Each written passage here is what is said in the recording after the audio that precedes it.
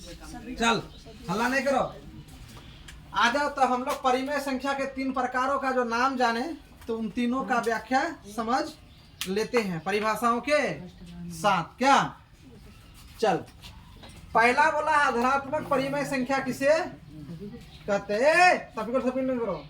धनात्मक परिमेय संख्या पॉजिटिव रिएशनल नंबर्स किसे कहते हैं?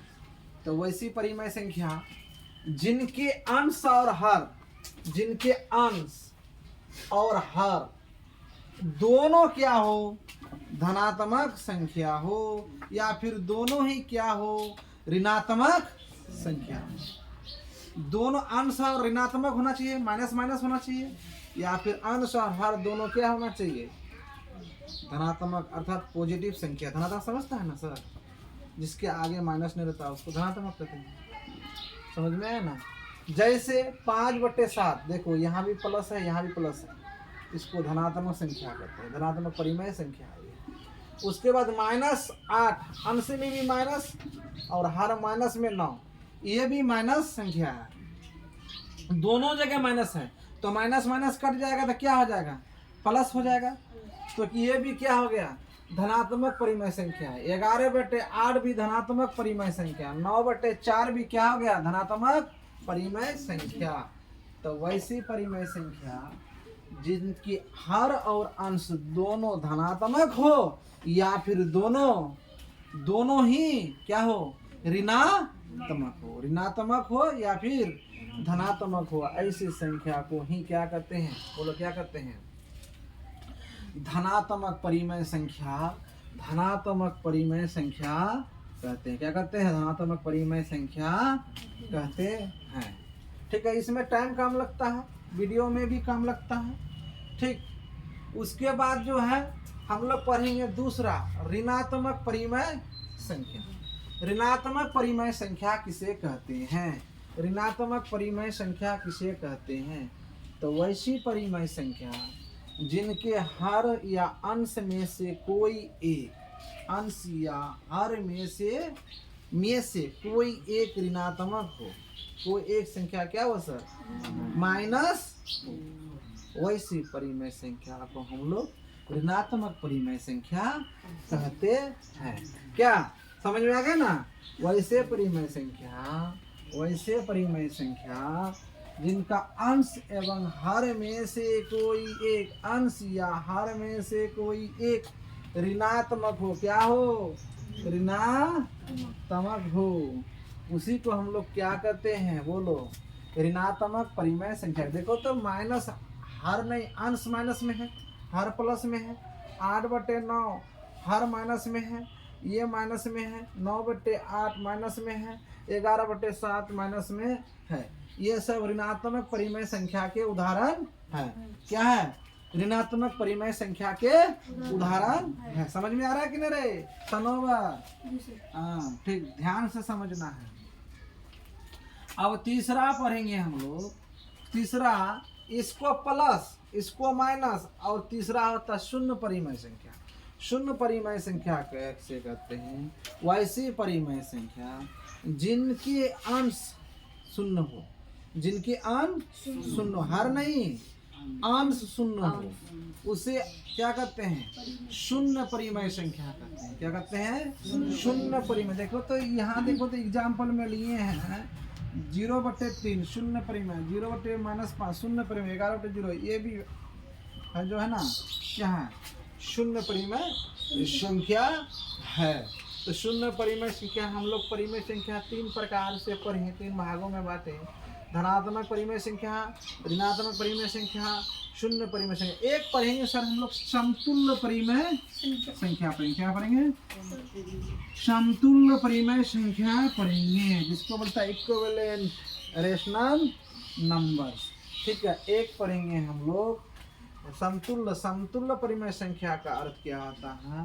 परिमेय संख्याओं का संख्या रेखा पर निरूपण अद्वितीय नहीं होता है। जैसे 2/5 को 4/10, 6/15, 8/, इसको काटोगे ना, देखो यही 2 होगा।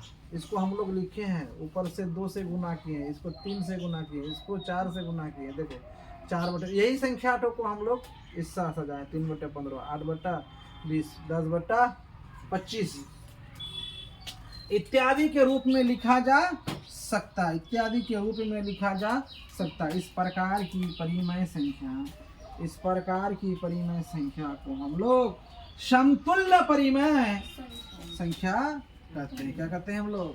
समतुल्य परिमेय संख्या कहते हैं। क्या कहते हैं?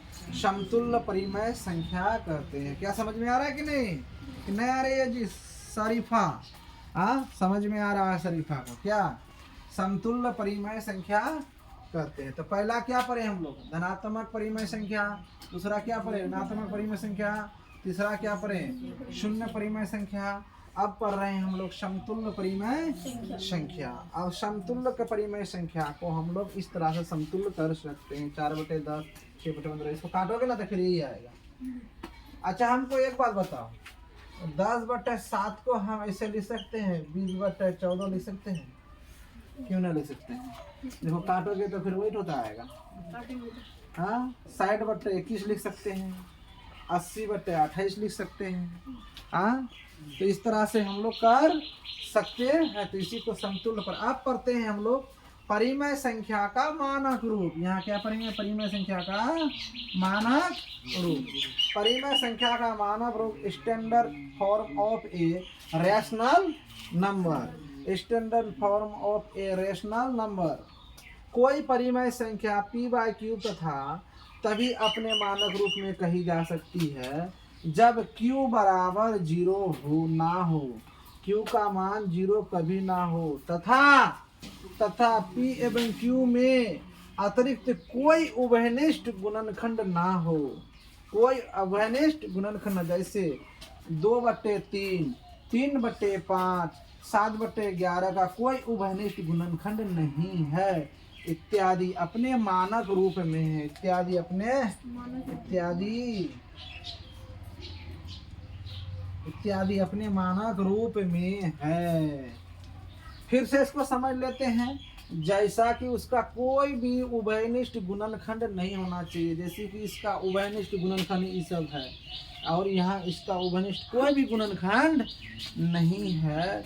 इसे ही हम लोग परिमेय संख्या का मानक रूप कहते हैं।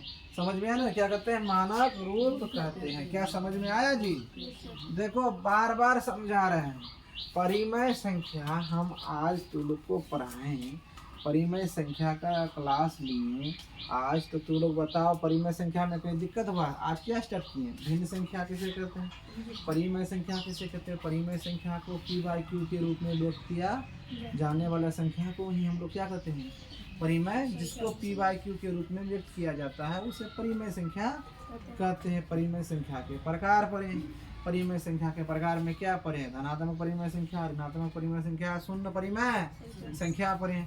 परिमेय संख्या का व्यापक रूप को कैसे सूचित करते हैं? p/q के रूप में व्यक्त करते कि नहीं करते? बोलो क्या? समझ में आ रहा है कि नहीं? तो उसी प्रकार से समझना है, सीखना है।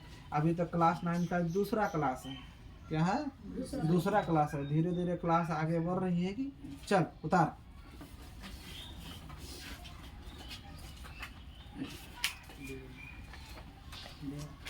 Yeah.